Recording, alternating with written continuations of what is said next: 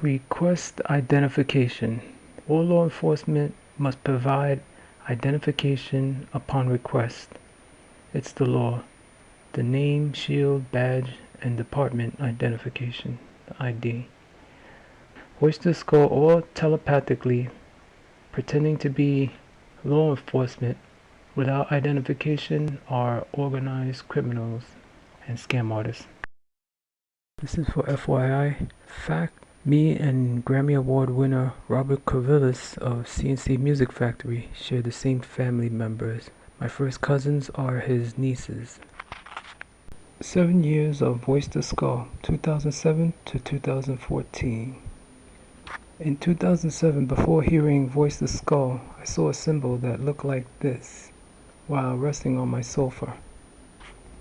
Late October 2007, I started to hear loud voices in my head. They talked in my head non-stop, day and night. Perpetrators pretended to be ghosts and aliens. I was terrified. Recently, I boxed in my perpetrators by documenting whatever questions I hear.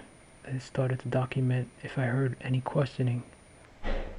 Apparently that stopped them from running this scam.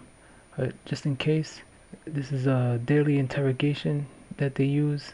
Their Voice the Skull speaks, causing involuntary movements. Involuntary movements are read as guilt. Then the perpetrators attack me with energy weapons. It's a cycle that they use. I believe they use this as an excuse to follow a person so that they can traffic people. Voice the Skull trafficking. Fact, in 2008, Voice the Skull told me to go outside and into a van to get operated on to take out a microchip causing Voice the Skull. I never went. Later, I found perpetrators use this tactic on new victims to traffic them. In the summer of 2013, I saw a vision or remote viewing of an Asian female being abused by an unknown wild man. He was rubbing feces on the female's face. Are we targeted so wicked people can do whatever they want with others? The female was in a state of shock. It appears she was threatened by Voice the Skull technology. In the vision that I had, or the remote viewing, both of the persons were nude. Shows exactly what I saw. Though the colors are different, the people look the same, and I replaced the feces with the shaving cream. My thoughts when I saw this vision. I was sleeping or resting, and I saw this vision. I first recognized the female's face. Then I realized she was nude. Wow, she's not wearing anything. Then I seen the male also nude. Looking at him, I thought, that's not her husband. What is she doing? I thought, why is she with this guy? He looked slightly homeless and rough. He had dark graying hair with a beard. I saw him rubbing feces. I thought, why is she doing this? Thought came to me. She is a working undercover agent trying to trick someone to catch perpetrators, like role-playing. Thoughts that flew in my mind. She is a Christian. How could this happen? Was that really the female that I recognized? How did she get into this situation? The ramifications of doing such things like this leads to more corrupted males onto my head and others, causing pain, trying to traffic these females to themselves, and unwanted Voice the Skull conversation. What causes state of shock? It is very possible perpetrators are threatening and torturing victims with Voice the Skull and energy weapons. Voice the Skull, blackmail and threats. Voice the Skull, blackmailing and verbal threats are crimes. Blackmail and threats are felony crimes. Victims should file complaint. Proof of state of shock. I took this picture a few years ago. I was on my way home and I saw this young man frozen with fear in the same state of shock I seen in my vision of female who had feces spread on her face.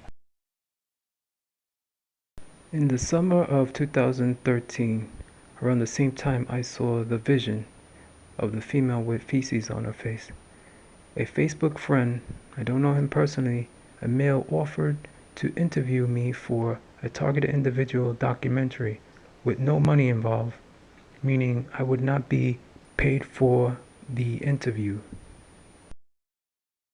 About a week later, targeted individual Hazel Green questioned me. Do you trust this guy making targeted individual documentary? She was offered the same interview by the same person. FYI, the interview offered to me was going to be outdoors with no money involved. Questions. Has Voice to Skull ever told you to go places or meet people? Raped or had? Were you ever raped or had sex by trickery, deceit, or threatened, forced by torture, or any other method used by Voice to Skull or telepathically? If perpetrators violated you, did perpetrators pan lustful desires, telepathic brainwaves? Did perpetrators offer you money, jobs, or anything as compensation for damages or pain they inflicted by Voice to Skull or telepathically? October 2007. Voice to Skull perpetrators had me stripped nude with trickery and deceit. Me, a former NYPD employee with no criminal record and a Christian for over 20 years. Who else has perpetrators affected? And what did they make you do?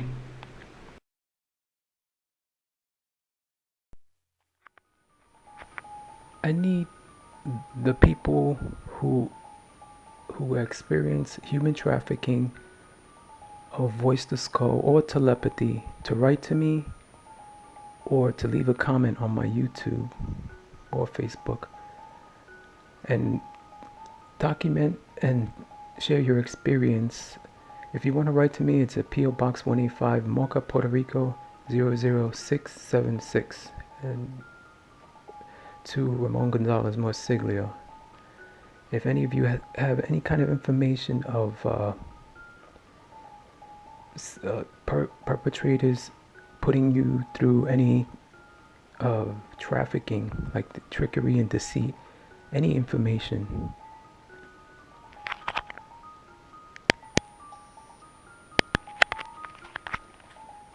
Since the government doesn't help us, we have to link the attacks with another crime so that they can change the laws.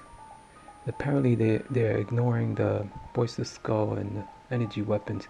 If we link it to other crimes, then they would have to put a stop to it.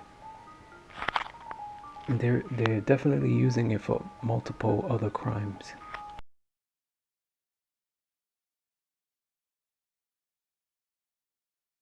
Ephesians 5:11 says, have nothing to do with the fruitless deeds of darkness, but rather expose them. Our duty as a Christian to expose the fruitless deeds of darkness. We never stay shut if something happens to us.